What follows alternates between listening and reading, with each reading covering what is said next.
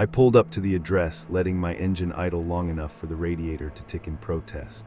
The building stood 4 stories high, its concrete worn down to a gray so lifeless it seemed to blend into the sky. Cracks ran up the facade in narrow diagonal patterns. Someone had patched over the larger ones with foam sealant, but most remained untouched. A few rusted window units buzzed on the upper floors, and thin faces hovered behind curtains, peering out at the street. Some vanished when they saw me in plain clothes. Others didn't bother hiding. Yellow caution tape stretched across the entrance. 2 uniformed officers stood beside it, looking like they hadn't slept in days. One of them nodded as I approached and lifted the tape. "Detective Marlowe," I said, flashing my badge before he could ask. "Yeah, upstairs, 3rd floor, Unit 3C, you'll want to see it yourself." I didn't respond. He looked relieved by that. The stairwell reeked of mildew and detergent, cheap industrial cleaner from the smell of it. Someone had made a half-hearted attempt to mop up the blood trail that leaked from under the victim's door and ran all the way to the base of the steps. Rats scurried and fled deeper into the building as I passed through. Unit 3C was open, held that way by a wedge jammed under the hinge. 2 more officers were inside. They didn't offer greetings. One was scribbling notes in a small notepad. The other stood pale-faced, arms tightly crossed over his chest. I stepped in and scanned the room without touching anything. The air was thick and humid. She'd been thrown into the far corner of the living room. What used to be a human body was now a crushed heap. Limbs, neck, all bent at unnatural angles, suggesting her spine had snapped halfway down, her jaw hung off by the muscle. This was done by a blunt object. Blood covered the vinyl floor in splashes and streaks. Some had dried at the edges, some was still tacky. She was missing an arm. I kept my breathing slow and even. The walls were intact, no overturned furniture, shattered lamps, or broken picture frames. Nothing suggested she'd fought back. She died exactly where she stood. This wasn't a fight gone bad, more like a one-sided attack. "Who found her?" I asked. One of the uniforms spoke up. Neighbors 2 doors down, called in at 10:26 p.m. Front door was locked, no sign of forced entry.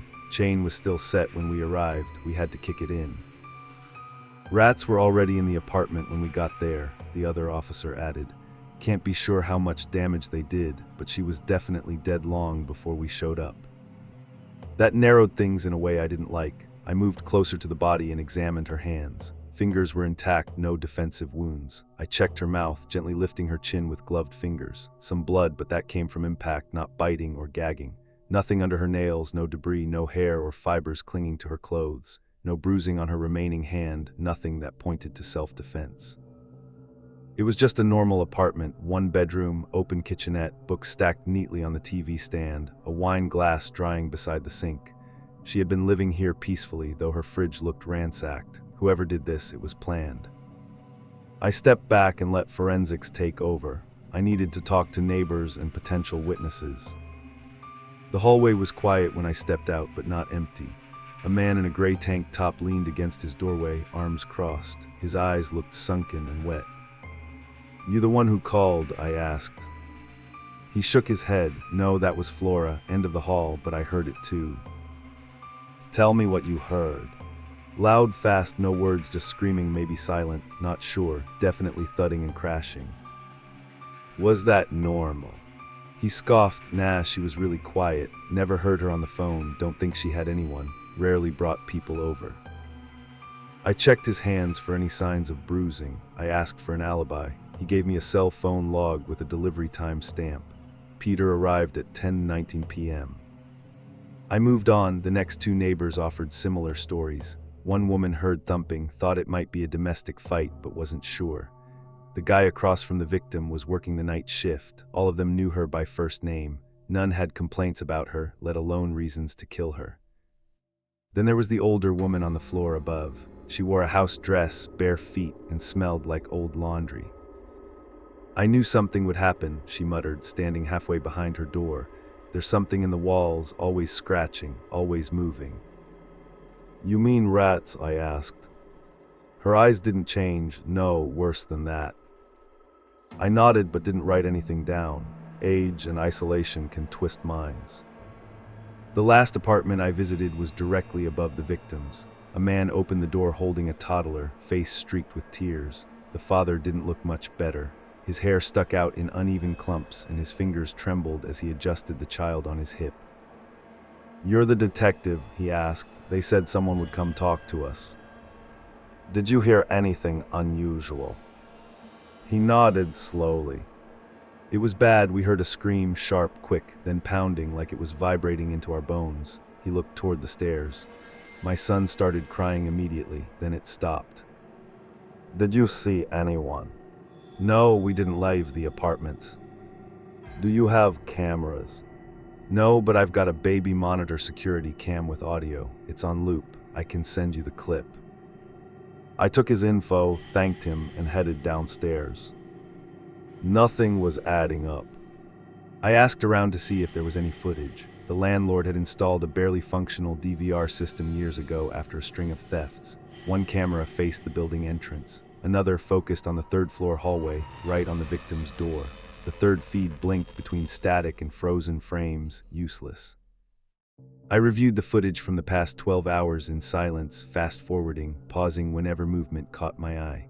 10 people came and went through the front door. 4 were delivery drivers. 3 were residents I'd already spoken with. The rest were building staff or officers who arrived after the call. When I returned to the apartment, the forensic team had packed up. The room was stripped of evidence bags and markers. The blood had dried in most places. I stood in the center of the living room and let my eyes sweep the corners, furniture, ceiling. Something felt wrong. I shifted back toward the entryway and looked again. Above the living room near the light fixture, something was pressed into the white stucco. I stepped closer. Among the specks of blood near the AC vent, there was a single handprint. It stood out from the splatter, clean, smudged slightly. Thumb at a strange angle, like whoever made it rotated their hand outward. I stood on the couch beneath it, couldn't reach within 8 inches of the ceiling. The woman who lived here was 54, according to her license. She couldn't have left that print, even if she stood on furniture. I took photos, noted it in the file, and warned the uniforms outside to do regular sweeps. That night I sat at my desk, reviewing everything. Samantha Ortega, 32, no criminal record, worked data entry downtown, lived alone, paid rent on time, no boyfriend listed. Social media showed a quiet life, cat pics, coffee, memes, no drama, no exes, no red flags. I dug into her work records, polite, reserved, always on time. Colleagues liked her. She once stole milk from the fridge. That was the most scandalous thing anyone could say. Her parents texted her the night before her death about a recipe. Her father made a joke about poaching eggs. Not a single name raised suspicion. The only lead was the handprint. A week later, my phone rang. "Detective Marlowe, we've got another one. Same building, Unit 4C. I grabbed my coat and left. When I arrived, the entrance was flooded with activity. Squad cars blocked traffic. Flashing lights painted the cracked facade in bursts of blue and red. Inside, the rats were multiplying, maybe because of the bodies. Unit 4C was open. I recognized the man immediately, the father from days earlier. His neck was snapped, ribs crushed inward, one shoe lay across the room. But the worst part, his entire head was missing. A second officer approached. We counted dozens of rats before they scattered. We got here quickly. Killer must have taken his head. I glanced toward the ceiling, no handprint. But in the living room, above the couch near another AC vent, sat a second handprint, clean, fresh. I stared, my jaw clenched. I reached up, collected samples, then examined the vent beside it. Crooked, ripped out, no dust. Someone had tampered with it recently. Inside, I found darkness, cold air, and the scent of urine, fur, fungus. Movement echoed further in. I slid my hand inside, something bit me. I yanked back, torn glove, bleeding wrist. I reviewed the footage, found nothing. Back at the precinct, I printed both photos of the handprints. An officer walked in. That handprint again, looks cleaner this time, got fingerprints. Yes, waiting for results. You think it's a signature?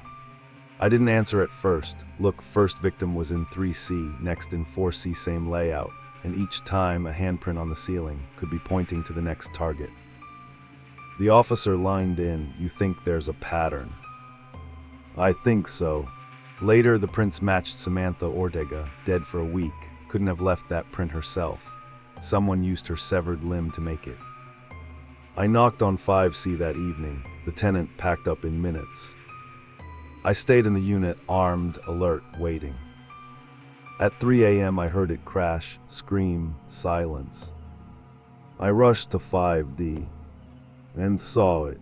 A shifting mass of rats, hundreds, maybe thousands, formed into a shape, limbs, torso, a face stitched together from skin. The father's face, eyes full of smaller black ones, arms made from victims' limbs. I fired, it didn't stop, it struck me. I hit the floor. It vanished into the ductwork, leaving behind a handprint. The patrol arrived too late. The building was sealed, fumigated, pest control teams broke through walls. On the third day they found it, a fucking rat king. Swollen, diseased, filled with intertwined bodies, inside the limbs of the victims. The local news called it the worst infestation in years. The murders remained unsolved. But I knew the truth.